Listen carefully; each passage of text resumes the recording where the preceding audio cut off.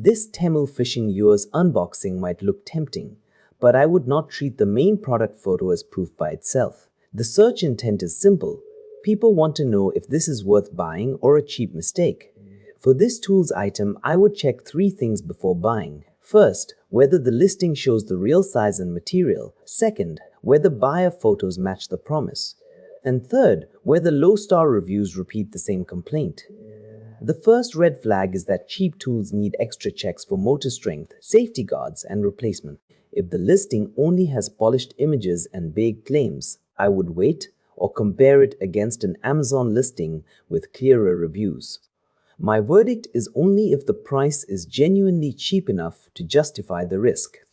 Based on the listing and review signals, not a hands-on test, I would only buy it if the product page clears those checks.